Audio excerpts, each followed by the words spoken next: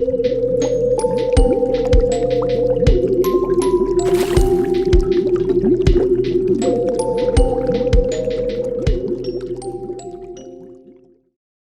be advised, this video contains references to suicide. I'd like to note before we begin that I mean no disrespect to Connie or any of her family members by making this video. I simply want to tell her story. Have you ever wondered what it would be like if you just packed your bags and abandoned your current life in search of a fresh start? Regardless of if you're content with your life, or if you feel disappointed with where you're at, I feel like many of us feel some yearning to know how different life could be should we completely alter our paths. In today's video, we focus on Connie Converse, a singer-songwriter mostly active from the 1950s to 1960s, who chose to do just that, disappear without a trace with the intention of starting a new life. Connie Converse was born as Elizabeth Eaton Converse in New Hampshire in 1924. As a child, she absolutely hated being referred to as Elizabeth or any nicknames associated with it, like Liz or Beth, and sought a new name to be referred to as. Her brother Philip Converse usually just called her Sis. She reportedly grew up in a rather strictly religious family, and her father was a Baptist minister. Her brother Philip described her as a genius and a polymath, and she shared her inquisitive and creative mind with him. He fondly recalls the intellectual pastimes and projects that they engaged in as children, such as quizzing each other on world history, reading Shakespeare plays, and inventing new games. Looking back, Philip says that he feels that he learned more culture at her knee than I ever learned in real school. Describing their childhood, he said, "In a very real sense, Sis raised me. I always wince at mentioning this truth because it sounds as though our mutual parents were on leave for that decade or two. In fact, they were very much there and loving, as well as interesting fonts of intellectual stimulation for the young in their own right." Connie's creativity as a child seemed endless. She loved painting, drawing cartoons, sculpting, and writing stories, plays, and poems. She also went on to teach herself to play the guitar and the piano. She excelled not only in the arts, but also in her classes at school. She was a valedictorian of her graduating class in high school, and she received 8 of about a dozen additional academic awards during her graduation ceremony. Remembering this night, Philip said that Connie had won so many of the available awards, the audience began to get noisier and noisier, with more groans being audible with each honor she was awarded. In the end, rather than feeling proud, her parents felt almost embarrassed and were left thinking that the school should have tried to distribute the awards more fairly between the students. Being such a gifted student, Connie was also awarded a full scholarship to attend Mount Holyoke College in Massachusetts. Her family had a history at the school, as her mother and grandmother had both attended the college. It was here that her friends nicknamed her Connie. She found this preferable to her given name, and the moniker stuck as she eventually began introducing herself to people as Connie. In her first year at Mount Holyoke College, she continued her stellar academic record as expected, being the recipient of several academic awards and forming close bonds with members of the faculty who became familiar with her work. However, she completely shocked her friends, teachers, and family when she dropped out of college at the end of her second year. Her parents were said to be shattered by this, and her brother Philip said that he was perplexed but felt a sense that whatever his sister decided for herself was the right option. This particularly devastated her parents as they felt she was going against their strict rules in raising her. She was in full rebellion mode against a family that played no cards, drank nothing, and so on, her brother said. Connie decided to move to New York City, and she took up the position of junior editorial help at Institute for Pacific Studies. Her brother notes that she was there when the world tumbled down politically and that she was somehow burned in the general meltdown and retreated in due time to a less visible or vulnerable job in a printing house. She began working at the Academy Photo Offset Printing House and joined the Printers Union. This is the point when Connie began writing and performing her own music. She was immediately impassioned with songwriting, with her brother even saying that she composed because she had to, for personal delight and expression. Delighted with her new means of expressing herself, she leapt into writing and producing songs, and eventually had 40 songs within her body of work. This included setting her favorite poems to music, original love songs, and feminist anthems. Even while she was working for the printing firm, Connie dreamed of a career as a musician. Her music is often described in terms like haunting, beautiful songs with a poetic honesty and melodic sophistication. Her songs were markedly different from the other folk songs popular at the time, and they left a lasting impression on listeners. One person in particular who found himself entranced by her music was Gene Deitch, an illustrator who was also the director of Tom and Jerry.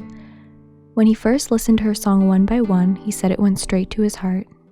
There were many better singers than Connie, he said, but few were as intelligent or literate or beautiful.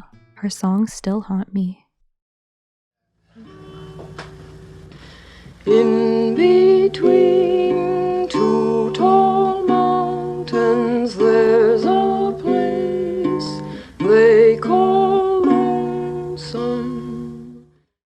In 1954, she recorded several songs at Gene's home, and he helped Connie land a public performance on the morning show on CBS, which was her only public performance to our knowledge. In 1956, she recorded an album for her brother Phil that was titled Musics, Volumes 1 and 2. It was around this time that Connie began to drink and smoke, which her parents considered the final straw in her rebellion. They refused to support her music career, including choosing not to watch her performance on the morning show. Their rejection was so strong that Connie's father passed away without ever hearing her music. She remained hopeful for some time, continuing to record new songs and promote them to managers and agents with the full support and aid of her friends.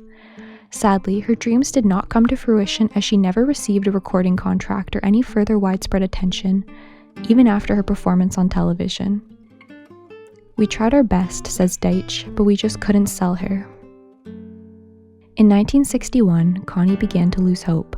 She moved to Ann Arbor and began working a secretary job at the University of Michigan, where her brother Phil was a professor. She became a managing editor and writer of the Journal of Self-Reflection in 1963. At this point, music became less of a passion and more of an occasional hobby, and she slowly stopped writing and recording any new songs. Her brother Phil thinks that the realization that she was never going to be a famous musician hurt Connie deeply, and her nephew Tim said that his general sense was that she was a sad person and depressed in ways that I didn't understand at the time. Connie remained dissatisfied with the course her life was running. She worked in her editorial position for about 10 years and seemed to only grow more and more frustrated and dejected. She rarely spoke to any of the friends she made during the time she was living in New York City, and her current colleagues grew progressively worried about the poor state of her mental health. They raised money to send Connie on a trip to London for 6 to 8 months. When she returned, she acknowledged that the trip had been fun for her, but ultimately it didn't have much of an effect on her increasingly depressive state. Then things somehow got even worse for Connie. She was surprised with the bad news that the journal she worked at was shut down in 1972 when the offices were moved to Yale. Shortly afterwards, her mother convinced her to go on a trip with her to Alaska, which Connie was very reluctant about. She eventually agreed to go on the trip, and she returned feeling even worse. Her brother remembers that her mother began planning another trip shortly after they returned, which is something he believes pushed the already burnt-out Connie over the edge. As if this wasn't enough, Connie then found out that she would need a hysterectomy. Having her uterus removed meant that Connie would never be able to give birth to her own children. This devastated her because she absolutely loved children. As a side note, not much is known about Connie's personal life as she was a notoriously private person, but both her brother Phil and her friend Jean have speculated that she may have been a lesbian. Her nephew Tim and brother Phil have also mentioned that they never met or knew of Connie having a romantic relationship with either a man or a woman.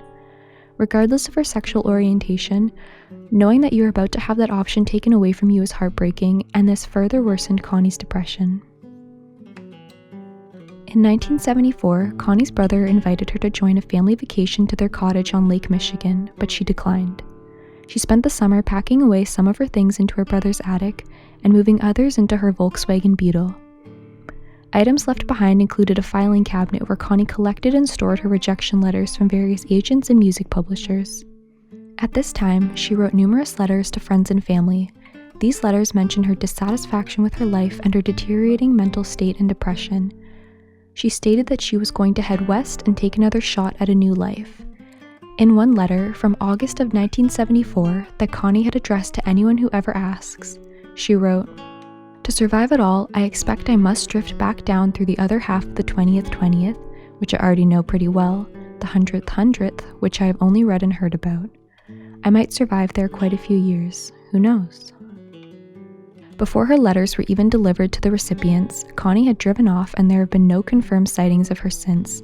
She was 50 years old. Neither her car nor her body have ever been found. Her family and friends believe that her letters may have hinted towards suicide rather than reinventing herself, but no one can be sure. A few years after her disappearance, her brother Phil heard that someone living in Kansas City or Oklahoma had seen the name Elizabeth Converse in a local phone book. Phil never reached out to follow this potential lead. He explained his choice by saying, "Leaving was her choice, and I would be embarrassed to show up on her doorstep and say, 'Hey, what's going on?' I know it might sound ghastly, but that's how I felt." This might sound quite shocking to some people.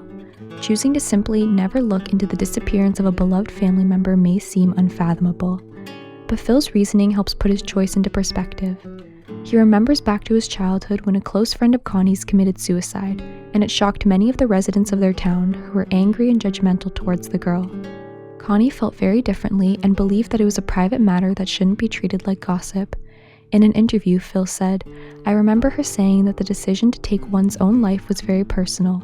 She very much believed, even back then, that if anything should be left up to a person, it was whether or not to live." About 10 years after she was last seen, Phil did hire a private investigator to look into Connie's disappearance. The search did not go far, with the private investigator saying, "Look, I might well find your sister, but you need to know that if I find her, that doesn't mean she's coming back. It doesn't even mean that she'll talk to you. If I find her and she doesn't want to know about it, then I can't tell you about it. It's her right to disappear." Phil and the rest of the family agreed, concluding that it was only respectful to Connie to let her be. Phil suspects that she may have driven off a bridge, which could explain why her body and car have never been found, but no one can be sure of her fate. Her disappearance is just one of the many personal things in her life that she kept to herself. While Connie's current whereabouts are unknown, her story does not end there. In 2004, Deitch broadcasted his scratchy recording of her song One by One when he was a guest on the radio show Spinning on Air.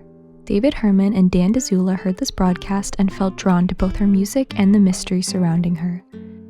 David said, "What makes her music so haunting and ephemeral is to know that it could have easily been lost forever.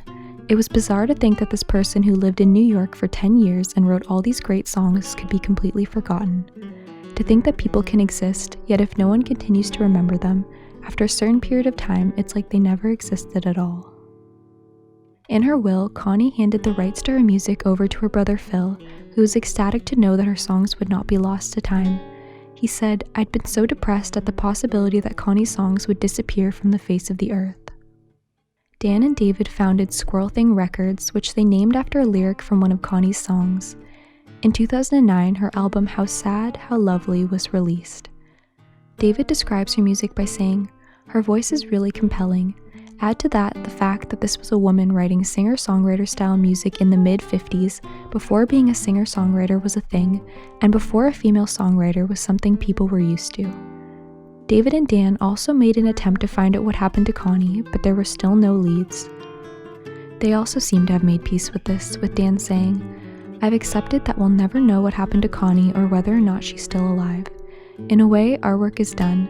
Twice as many people have heard her music than when she recorded it, and the album isn't even out yet. In that respect, Connie Converse is very much alive."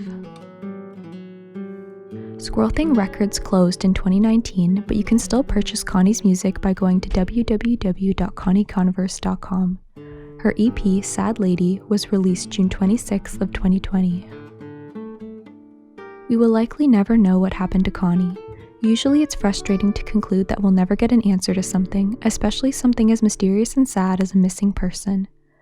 But in this case, it may be for the best that Connie is allowed to disappear in peace, just as she wished, leaving behind only memories and her heart-wrenching yet beautiful music.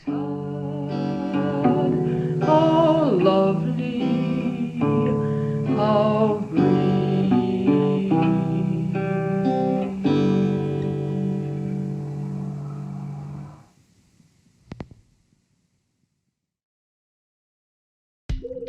Thank you for making it to the end of this video. If you enjoyed, I would really appreciate it if you would consider supporting me by liking the video and subscribing to my channel, and if you have any questions or suggestions, please leave a comment below. I hope to explore more oddities and mysteries with you.